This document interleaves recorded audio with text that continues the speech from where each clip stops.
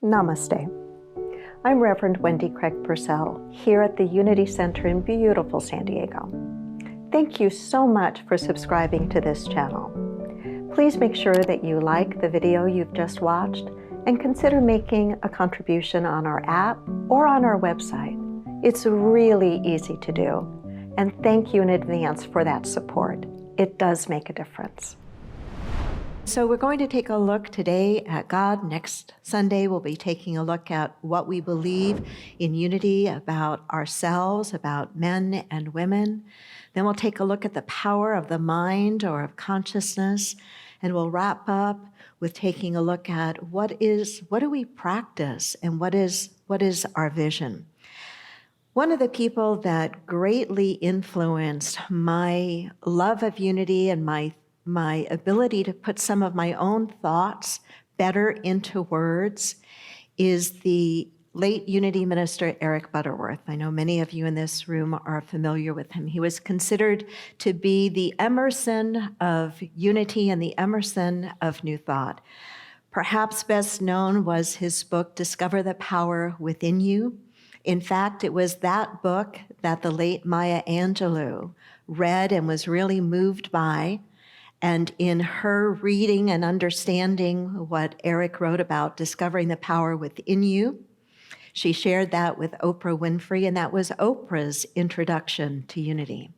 And in the book, Discover the Power Within You, what Eric was really writing about was understanding the teachings of Jesus from a very mystical and metaphysical point of view, and understanding our relationship with God. What is God? How do we define God?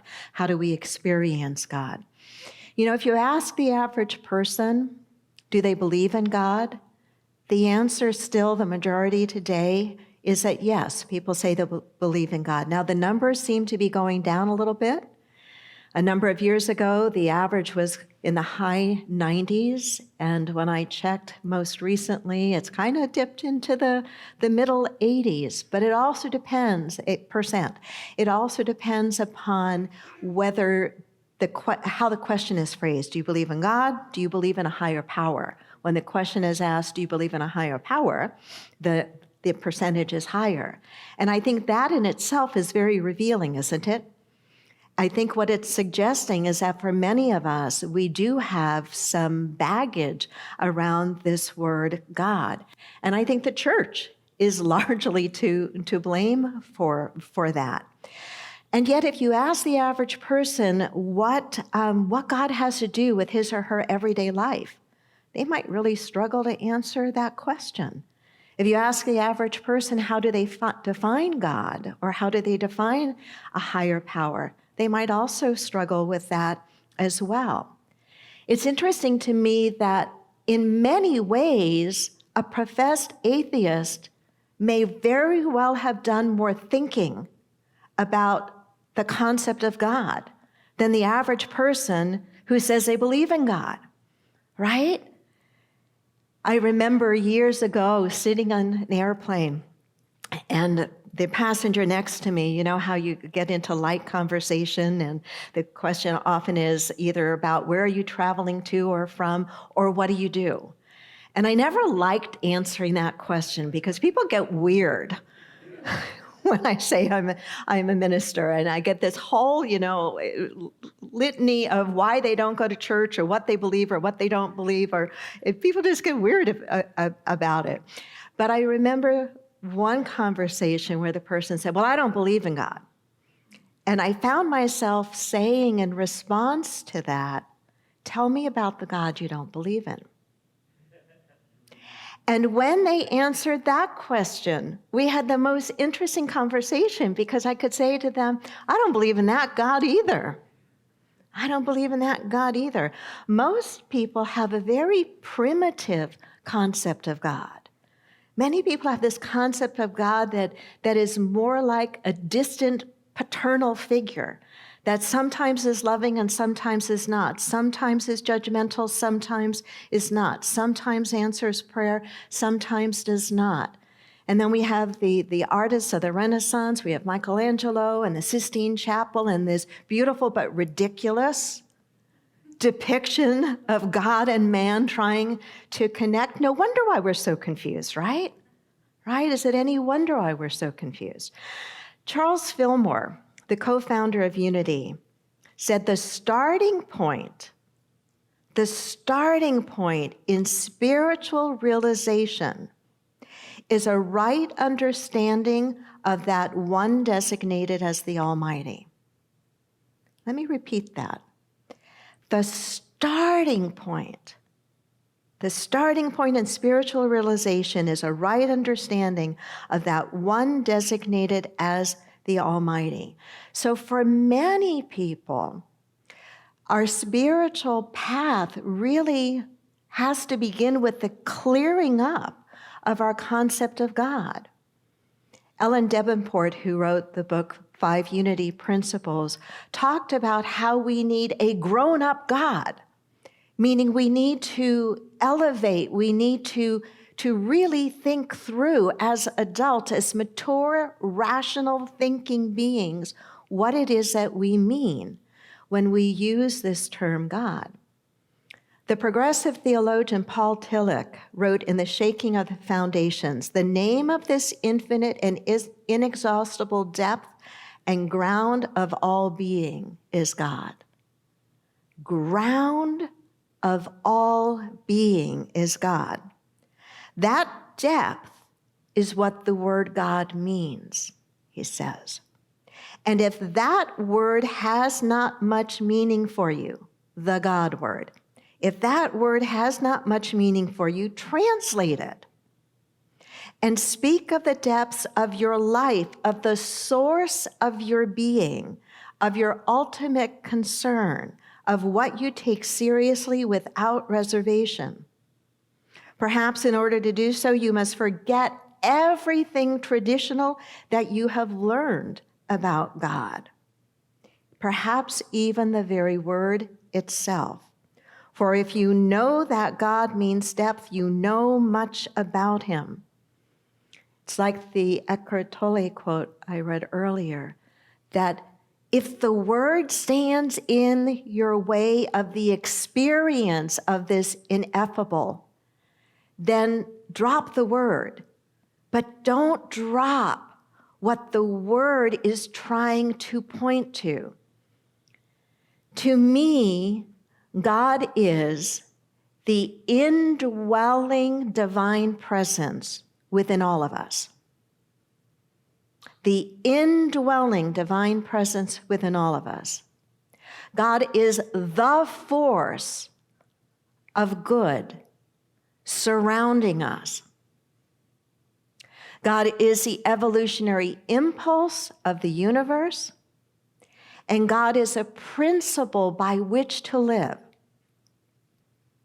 Earlier, when I was speaking about asking the average person if they believe in God, and the average person still says yes, but if you ask them, and what role, what difference does that make in your life, most people stumble to answer the question. I hope you'll give thought to that question yourself. What impact does God have in the way you live your life? To me, understanding, knowing that God is the indwelling divine presence in me, the force of good surrounding me and surrounding you, the evolutionary impulse of life, of the universe itself, and a principle by which to live, it gives me a foundation to stand on. It helps me to remain calm and centered when everything around me might be going crazy. It helps me to have the faith that there is something good always trying to come through each and every one of us in each and every situation that we find ourselves in. So for me, this thing, this it, this that, this one, this almighty, whatever you want to call it, is a very real presence, a very real power. We sometimes act as if God were lost. Someone said, if you aren't as close to God as you once were, guess who moved? I've always liked that because there have, despite my unshakable faith in this indwelling divine presence, this force for good, this evolutionary impulse of the universe, this principle by which to live, there are moments that I forget. There are still moments that I forget, but I have to remind myself when I do forget that it is not that God is lost, it's that I've closed my eyes, or I've stopped paying attention, or I've gotten so wrapped up in my little mind and my little perspective that I've lost sight of the truth.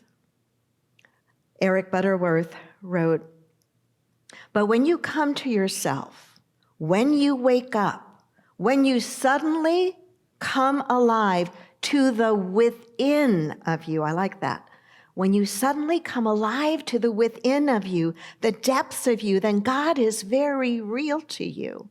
Not as a person separate from you, but as an added dimension of you, as a living presence ever within you. When you come alive to the within of you. Have you ever had the experience in your meditation time when you've gotten really, really quiet and still and you've been more successful in turning down the chatter of your mind? Have you ever had the experience of just absolutely knowing that there is so much more to you than your body, than your history, than your story, than your problems, than your stuff? Have you had that experience where you just get this incredible sense that there is that in you that has always been and will always be? That's what this is pointing to. And when we are able to hold that gently, when we are able to taste that, experience that, it gives us clarity and perspective that makes all the difference in the world. When you come to yourself, when you wake up, when you suddenly come alive to the within of you, the depths of you, then God is very real to you, not as a person separate from you, but as an added dimension of you, as a living presence. It's like the words from Rumi, "I searched for God and found only myself. I searched for myself and found only God." It's like Meister Eckhart's word, that it's a process of elimination or subtraction, not adding something to us, but allowing what is already within us to be more prominent, to be more real, to be more forward. In New Thought, we think of God, this presence, as transcendent and immanent, everywhere equally present. Butterworth says there are no God empty spots. I like that. Quantum scientists would say the same thing too, but they just wouldn't use the word God. Some of them do. But it's the same thing. There are no empty God spots. You can't get any closer than you already are. You can wake up more than you already are, but you can't get any closer. And it has nothing to do with what you know and where you've been born or the color of your skin or your sexual orientation or whether you even believe in it or not. You can't get any closer to it. In his sermon on Mars Hill, the Apostle Paul said, "The God who made the world and everything in it, being Lord of heaven and earth, does not live in shrines made by man, nor is he served by human hands as though he needed anything, since he himself gives to all men life and breath and everything. Yet he is not far from each one of us." And these are some of my favorite words. "For in him we live and move and have our being." In him, in it, we live and move and have our being. In it, we live and move and have our being.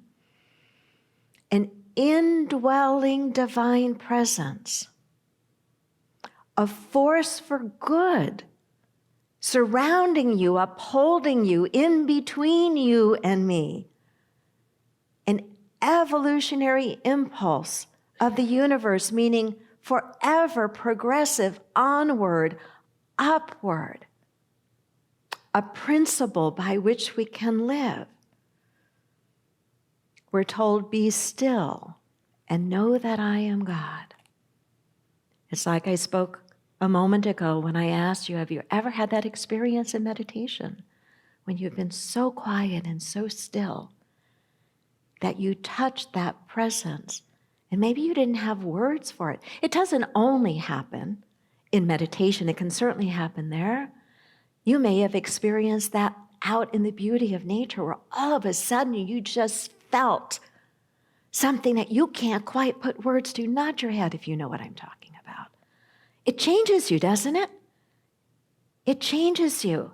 I don't know that we can have that experience on an ongoing basis. Maybe our bodies couldn't handle it and our souls couldn't handle it. But I think we're given those experiences, those peak moments, those aha moments, those transcendent moments, so that when we come back into this reality and deal with whatever is before us, that we're able to do so with greater faith and greater perspective. Butterworth suggested that it's amazing how far we've strayed from Jesus' concept of God. That Jesus didn't see God as something an object to worship, but as a presence in our very, very midst. We don't have to look outside for it. I mean, we can find it there because it's transcendent and immanent, but we can't be separated from it. We can't be separated from it. I want to read some words to you from Butterworth that I think describe this beautifully. He wrote, God cannot forsake you any more than gravity can forsake you.